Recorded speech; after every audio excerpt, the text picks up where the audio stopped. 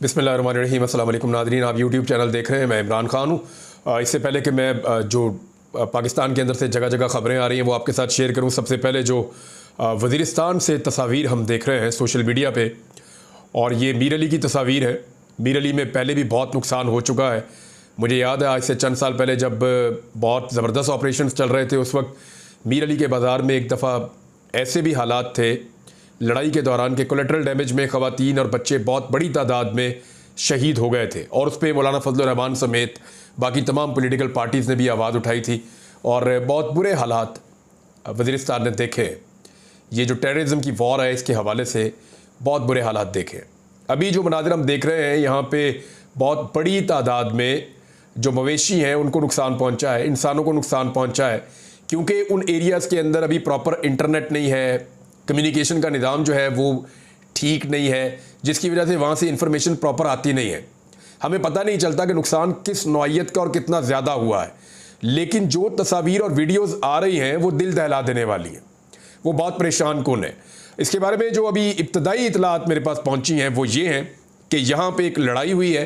कुछ लोग कह रहे थे कि ड्रोन अटैक हुआ है, वो भी कंफर्म नहीं हो रहा, लेकिन यहाँ एक लड़ाई हुई है सिक्योरिटी फोर्सेस में और दूसरी जानिब से दहशतगर्दों में, और ये बड़ी शदीद किस्म की लड़ाई थी, और इसके नतीजे में जो लोकल्स हैं उनका नुकसान हुआ, जो बहुत बड़ी तादाद में मवेशी हैं, जानवर हैं बेज़ुबान, उनका बहुत नुकसान हुआ, और वहाँ प्रॉपर्टी का बहुत नुकसान हुआ है। अभी जो है वो इमदादी सरगर्मियाँ जारी हैं, और सूबाई हुकूमत ने एक पैकेज भी अनाउंस किया है मवेशियों के हवाले से भी, और जो इंसानी जानों का नुकसान हुआ उस हवाले से भी। तो ये बड़ा अनफॉर्चुनेट है। तफसीलात जैसे ही आएंगी और पता चलेगा कि ये लड़ाई क्या थी, क्यों थी, और ये किस तरह हुई और कितना नुकसान हुआ, मैं आपके साथ शेयर कर दूंगा। लेकिन पाकिस्तान ने जितना नुकसान उठाया है उतना दुनिया में शायद किसी ने दहशतगर्दी के ख़िलाफ़ लड़ाई में नुकसान नहीं उठाया। हम तो बराह रास्त किसी जंग में भी नहीं है, हमारे ऊपर तो जंग मुसल्लत हुई है, हमने दूसरों की जंगों को लाकर अपने मुल्क के अंदर लड़ा है। अब आज इमरान खान साहब का एक स्टेटमेंट है आज के दिन में भी। वो अली अमीन गंडापुर साहब से मिले थे। अली अमीन गंडापुर साहब को इमरान खान साहब ने कुछ अहम जो है वो इंस्ट्रक्शंस दिए हैं। वैसे जो भी इमरान खान से मिलकर आता है ना, तो वो बाहर आने के बाद चंद दिन तक उसका रवैया और उसका अंदाज जो है वो काफ़ी जारहाना हो जाता है। इससे आपको इस बात का आइडिया हो सकता है कि जेल में बैठा हुआ आदमी इतने मजबूत आसाब का है कि वो आज़ाद फिरने वालों को ताकत के इंजेक्शन लगाता है जब ये जाकर उसको जेल में मिलते हैं। यानी बाहर अगर इनकी बॉडी लैंग्वेज ढीली होती है, ये ढीले ढीले जाते हैं जेल के अंदर, अंदर से पहलवान भर के बाहर निकलते हैं। तो इमरान खान के अंदर ये करिश्मा और ये तो है, यानी लीडर में कम से कम ये तो होना चाहिए कि जब उससे कोई वर्कर या उससे कोई उसकी पार्टी का बंदा मिले तो वो एनर्जी लेकर आए और नज़रिया लेकर आए और एक नई सोच लेकर आए। तो गंडापुर साहब ने बाहर आकर क्या कहा, क्या किया, वो मैं आपको बताता हूं, लेकिन पहले इमरान खान साहब का स्टेटमेंट। इमरान खान साहब अडियाला जेल में मीडिया से बातचीत कर रहे थे। उन्होंने बड़ा वाज़े ये कहा है कि काजी फायद ईसा आईनी तरमीम के बेनिफिशरी है, और आईनी तरमीम के हवाले से या उसके हवाले से जो जुड़े हुए केसेस हैं वो भी काजी फायद ईसा साहब सुन रहे हैं। ये भी बड़ी हैरत की बात है ना कि जो बेनिफिशरी हैं आईनी तरमीम के, वही आईनी तरमीम के बंदोबस्त के लिए जो केसेस हैं वो भी वही सुन रहे हैं, जिनमें एक केस 63A का भी है, खुद उसके सरबराह बने हुए हैं बेंच के काजी फायद ईसा साहब। तो अब आ जाए आप केस में हो क्या रहा है। काजी फायद ईसा आईनी तरमीम के बेनिफिशरी हैं जो इंसाफ नहीं होने दे रहे। इमरान खान साहब ने कहा कि सुप्रीम कोर्ट में कल से जो हो रहा है सबको पता चल गया है। ये क्या कर रहे हैं, ये सब गैंग ऑफ 3 को तौसीह देने के लिए किया जा रहा है। मुल्क का बेड़ा गर्क तो उन्होंने कर लिया, अब सुप्रीम कोर्ट को भी तबाह कर रहे हैं। गैंग ऑफ 3 की तौसीह की वजह से सारा मुल्क दांव पर लगा हुआ है। इमरान खान ने कहा कि यहाँ सारे फैसले लिखे हुए आते हैं, जजेस आकर सुना देते हैं। ये चाहते हैं कि सुप्रीम कोर्ट और हाई कोर्ट के जजेस भी ताबे हो जाएं। हाई कोर्ट के जजेस पर दबाव डाला जा रहा है। हुकूमत सारी अदलिया को तबाह करने पर लगी हुई है। इलेक्शन फ्रॉड को कवर करने के लिए इनको अपने जजेस चाहिए। इमरान खान का कहना था कि 8 फरवरी के इंतखाबात को पूरी दुनिया ने फ्रॉड इलेक्शन कहा। एक मरतबा भी काजी फायद ईसा ने यह नहीं कहा कि हमारी खवातीन और कारकुनान जो जेलों में हैं उनके साथ क्या हो रहा है। 9 मई वाकयात में उन्होंने आग लगाई। ISPR जवाब दे कि CCTV फुटेजेस कहाँ गई। ये चाहते हैं कि PTI किसी भी तरह से ऊपर ना आए।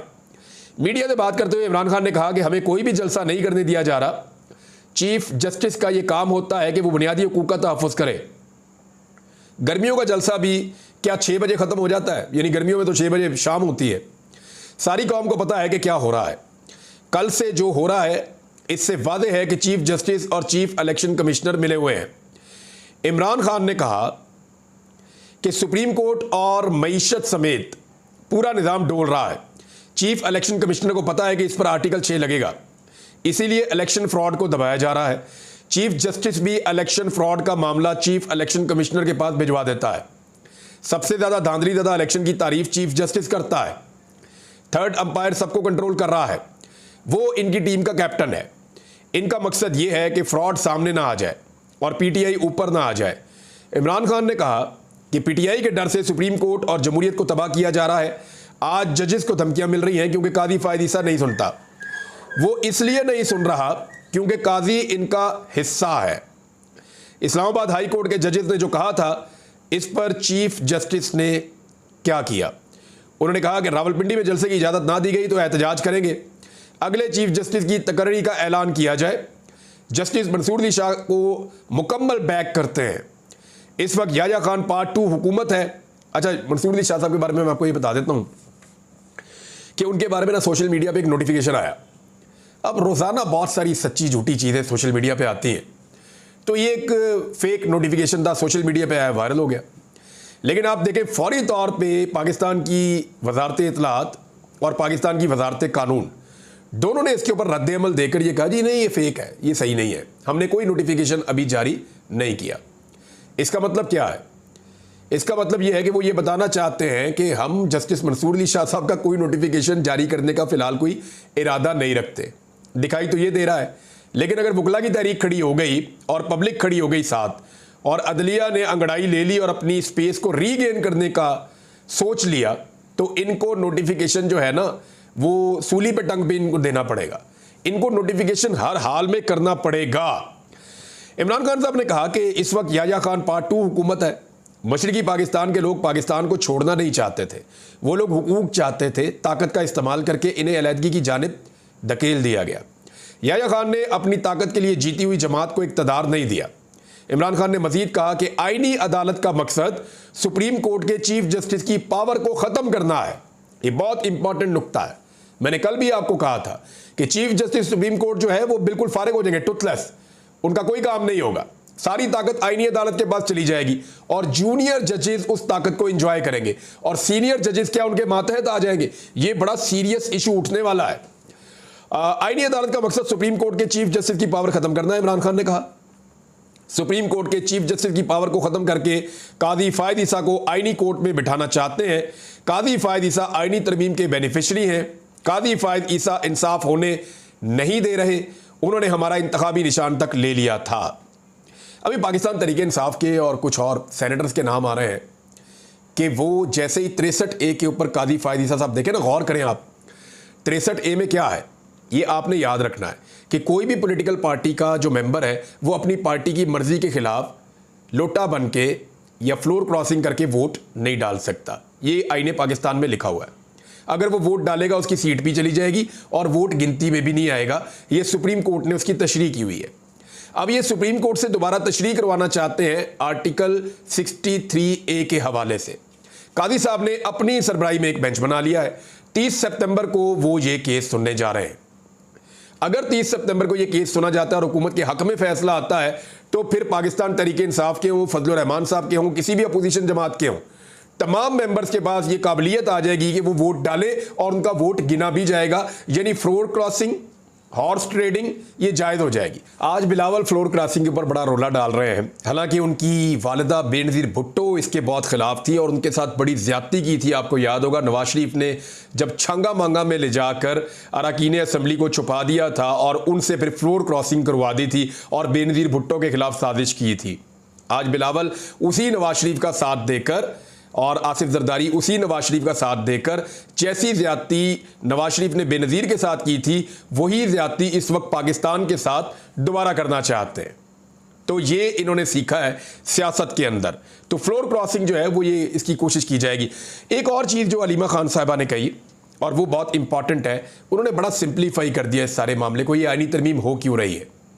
उन्होंने सादा सादा कहा कि आईनी तरमीम इसलिए हो रही है कि 9 मई और 8 फरवरी के जो असल मुजरिम हैं उन्हें बचाया जा सके और तौसीह दी जा सके। ये आप जुमले पे गौर कर ले, इसके अंदर पूरी कहानी है, इससे ज़्यादा बोलने की ज़रूरत भी नहीं है। उन्होंने कहा जी कि 9 मई और 8 फरवरी के असल मुजरिमों को तौसीह देने के लिए ये की जा रही है आईनी तरमीम। ये हो गया, उन्होंने सिंपल कर दिया इसको।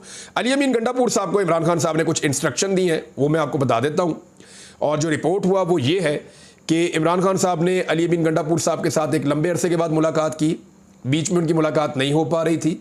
जब इमरान खान साहब ने यह कहा कि एस्टेब्लिशमेंट के साथ कोई मुज़ाकरात नहीं करेगा, जब पार्लियामेंट हाउस के अंदर छापा मार के, जब सानिया हुआ था 9 सितंबर का, पार्लियामेंट हाउस के अंदर छापा मारा गया था, अंदर से MNAs को नकाबपोश उठाकर अगवा करके ले गए थे, तो उस हवाले से इमरान खान साहब ने कहा था कि अब एस्टेब्लिशमेंट से हम कोई बात नहीं करेंगे, जब अली अमीन गंडापुर साहब भी कई घंटों के लिए लापता हो गए थे। तो इमरान खान साहब ने अली अमीन गंडापुर साहब से मुलाकात में उन्हें ये बराह रास्त हदायत जारी कर दी है कि अब आपने एस्टेब्लिशमेंट के साथ कोई मुज़ाकरात नहीं करने, कोई बातचीत नहीं करनी।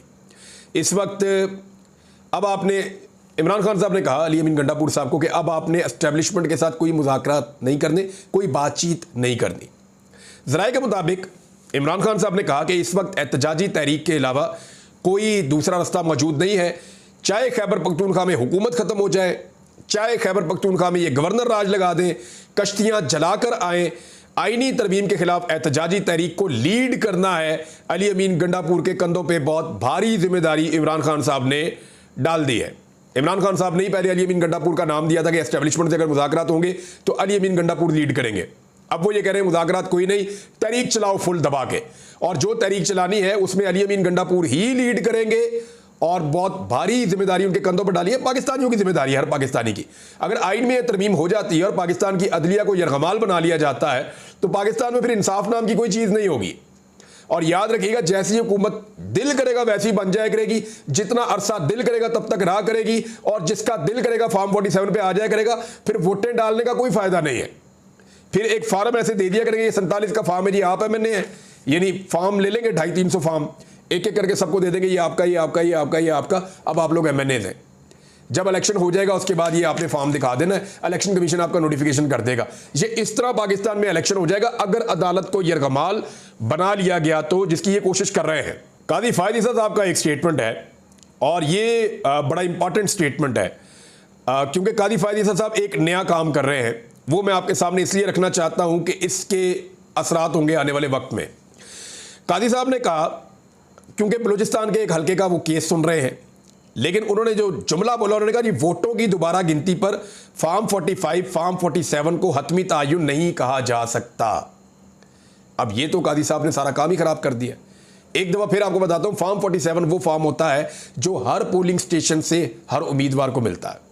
यानी एक उम्मीदवार ने एक कौमी असम्बली के हल्के से इलेक्शन लड़ा या सूबाई असम्बली से, वहां हर पोलिंग स्टेशन से उसका पोलिंग एजेंट एक फॉर्म 45 लेकर आता है, जिस पे वोटों की गिनती करके, तसल्ली करके, दो दफा गिनती होती है, तसल्ली करके 2 दफा, 3 दफा, 4 दफा गिनती करके, तसल्ली करके लिख देते हैं जी इस उम्मीदवार के इतने वोट है, इतने वोट है, इतने वोट है, इतने वोट है, इतने वोट है। ये लिख देते हैं कि तमाम उम्मीदवारों के वोटों की फहरिस्त आ जाती है, ये फॉर्म 45 है। और रात के आखिरी पहर जब सारे फॉर्म 45 इकट्ठे हो जाते हैं तो उनकी गिनती को एक और फॉर्म के ऊपर शिफ्ट किया जाता है, जिसे फॉर्म 47 कहते हैं।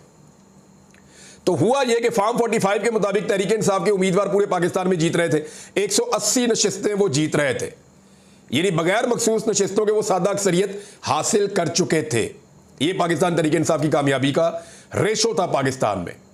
लेकिन फिर जाली फॉर्म 47 जारी कर दिए गए जो फॉर्म 45 से मैच ही नहीं करते। हुकूमत पूरा जोर लगाकर फॉर्म 45 और फॉर्म 47 के रोले से नहीं निकल सकी, क्योंकि हर पाकिस्तानी को समझ आ गया कि ये हो क्या रहा है। और पाकिस्तान तहरीक इंसाफ के उम्मीदवारों ने बड़ी कामयाबी और बड़ी मेहनत से असली फॉर्म 45 हासिल किए थे, ताकि जब ट्रिब्यूनल बनेंगे, अदालतों में जाएंगे, उनको उनकी सीटें वापस मिल जाएगी। अब 2 डकैतियां हो रही हैं, एक ट्रिब्यूनल अपनी मर्जी के लगाए जा रहे हैं, जज अपनी मर्जी के लगाए जा रहे हैं ताकि इंसाफ ना हो सके। दूसरा, जाली फॉर्म 47 को जस्टिफाई करने की कोशिश की जा रही है। और इसी तरह काजी फायद ईसा साहब कह रहे हैं फॉर्म 45 क्या है तो फॉर्म 47 क्या है। एक्चुअली ये होना नहीं है। इस कौम को समझ आ गई है कि फॉर्म 45 की हुकूमत किसकी बनी थी और जाली फॉर्म 47 के ऊपर हुकूमत किसकी बनाई गई है। नाज़रीन, शहबाज शरीफ साहब अमेरिका में खुल के फिर भी नहीं पा रहे, और उनको जिस होटल में ठहराया गया है वो महंगा तरीन होटल है। यानी इमरान खान साहब जब अमेरिका गए थे तो उसके खर्चे के साथ अभी मुवाजना होगा। जिन होटलों में शहबाज शरीफ साहब ठहर रहे हैं, वहाँ ठहरने की वजह यह है कि वहाँ आम आदमी को दाखिले की इजाज़त नहीं है, क्योंकि आम आदमी को दाखिले की इजाज़त होगी तो लोग नारे लगाएंगे, इनको पकड़ेंगे, इनको शीशा दिखाएंगे, तो इनके लिए प्रॉब्लम हो जाएगी। इमरान खान साहब तो जाके वहाँ पे ठहरते सरकारी इमारतों के अंदर जो पाकिस्तानी है वहाँ पे, और शहबाज शरीफ साहब जाके कहाँ ठहरते, वो वहाँ के लग्जरी तरीन होटल जहाँ पे आम आदमी घुस नहीं सकता, वहाँ पे जाके ठहरते हैं महंगी तरीन जगहों के ऊपर। और अभी शहबाज गिल साहब ने वीडियो पोस्ट की हुई थी जहाँ से कचरा नहीं निकालते होटल का बाहर, उस तरफ से शहबाज शरीफ साहब निकल के बाहर आ रहे हैं होटल में, मेन दरवाजा भी इस्तेमाल नहीं कर रहे कि लोग नारे लगाएंगे, लोग बुरा भला कहेंगे। ये हालात है पाकिस्तान के वज़ीर आज़म के। और जो वहाँ वज़ीर ख़ारजा ने तकरीर की, मैं अगले वीलॉग में आपको बताऊंगा, यानी उसके अंदर कोई जज्बात ही नहीं थे। ऐसा लग रहा था कि रोबोट खड़ा होकर बोल रहा है, और ये डेलिबरेटली था। पाकिस्तान में तो नारे लगाते ना, इंज हो गया, उंज हो गया, फौज को गालियां दिलवा दो, सियासतदानों को गालियां दिलवा दो, तो बड़े ज़बरदस्त तरीके से ये इदारों को और सियासतदानों को और जजों को गालियां देते हैं। बेहतरीन तरीके से यहाँ पे इनके जज्बात निकलते हैं। लेकिन जब बात हो फ़लस्तीन की तो स्टीरियोटाइप अल्फाज का इस्तेमाल, और बिल्कुल ऐसे जैसे एक रोबोट है वो खड़ा होकर पढ़ रहा है जिसमें जज्बात है ही नहीं। ये जनाब ख्वाजा आसिफ साहब जी पाकिस्तान को तोहफे के तौर पर वजीर दिए गए हैं, वजीर दिफा। नाज़रीन, इरफान सिद्दीकी साहब ने एक स्टेटमेंट दिया है, पहले आपको स्टेटमेंट पढ़ के सुनाता हूँ, फिर मैं आपको हकायक बताता हूँ। यानी ये सहाफ़त करते रहे हैं, कॉलम लिखते रहे हैं, एक सेनेटर हैं, लेकिन इनको फैक्ट्स का आइडिया नहीं है।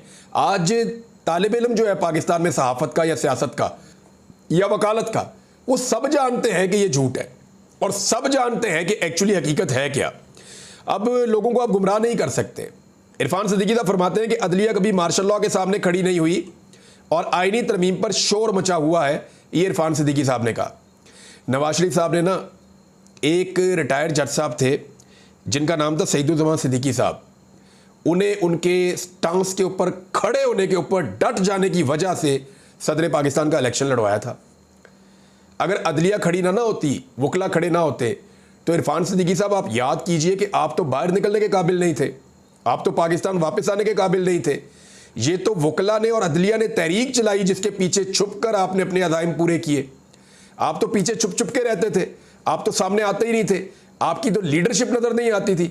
वो तो सिर्फ ये करते थे कि जनाब आपको फंड बता दें, वो हम आपको दे देते हैं थोड़ा बहुत, तो वकला तहरीक चलाएं। तो वकला तहरीक में आपने फंडिंग ज़रूर की थी, लेकिन आप पीछे छुप कर कार्रवाई करते थे, आपके तो बंदे भी नज़र नहीं आते थे।